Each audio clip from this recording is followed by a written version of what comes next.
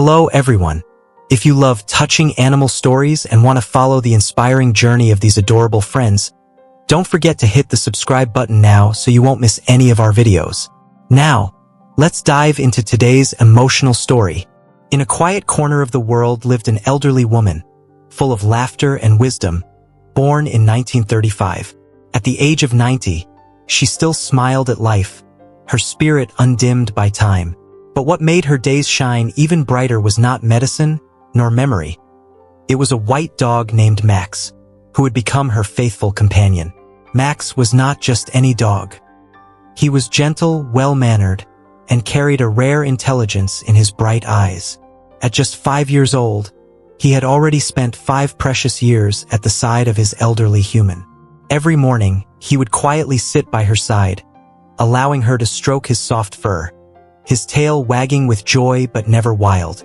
If she asked him to sit, he did so without hesitation.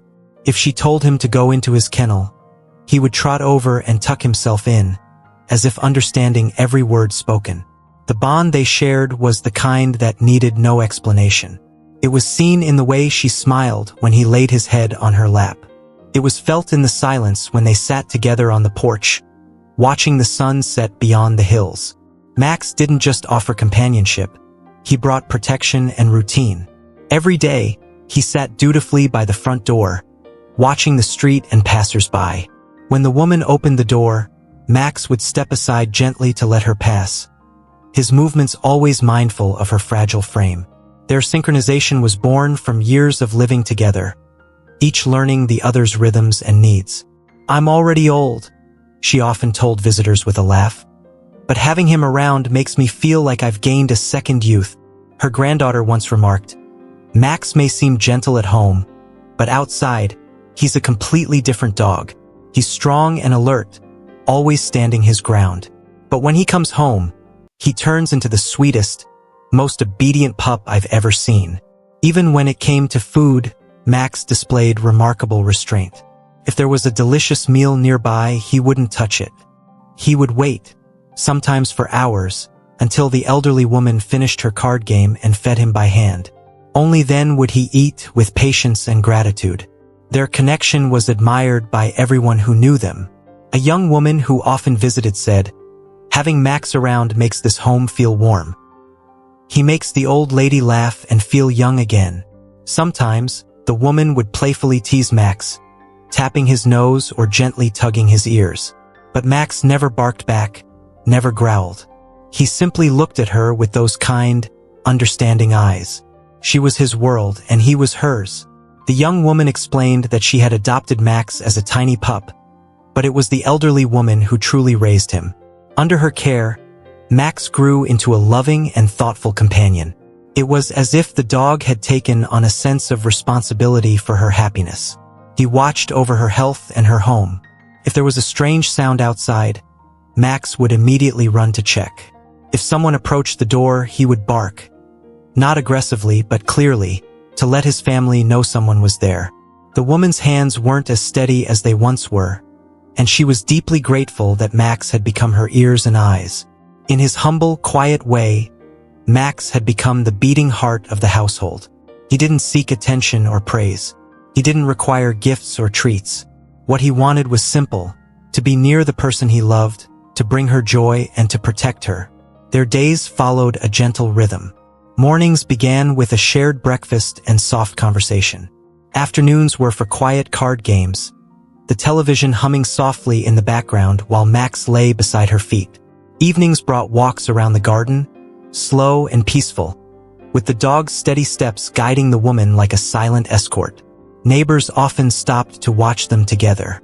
Some would smile and wave. Children would crouch to pet Max, and he would wag his tail politely. But he never strayed too far from her side. His loyalty was unwavering.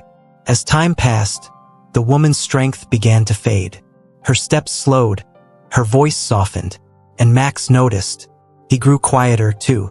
He stayed even closer, almost sensing when she needed his warmth. He would press his body gently against her leg as she walked, as if to lend his strength. When she sat down with a tired sigh, he would place his head on her lap, looking up with concern. During the colder months, he would lay next to her at night, keeping her warm. She would stroke his head and whisper stories into his ear, as if speaking to a dear friend. And in truth, Max was more than a dog, he was family. The woman's granddaughter started documenting their moments together, capturing the quiet affection between them. She would later say, "There are no words that can fully explain what Max means to her. He is her light, her laughter, her last adventure." Then one winter, the woman fell ill. She grew weaker by the day. Max refused to leave her side, even when others tried to coax him away. He sat beside her bed, eyes fixed on her every breath, ears flicking at each sound. When she coughed, he whimpered softly. When she slept, he rested his head near hers, as if guarding her dreams. Doctors said her time was near. The family gathered, hearts heavy. But through it all, Max remained calm. He didn't panic or cry. He simply stayed. On the final morning, the woman opened her eyes and looked at Max. Her hand reached out and touched his head. "Thank you," she whispered. "You've made me so happy." She passed away with her hand on his fur, her face peaceful. Max didn't howl. He didn't run around the house.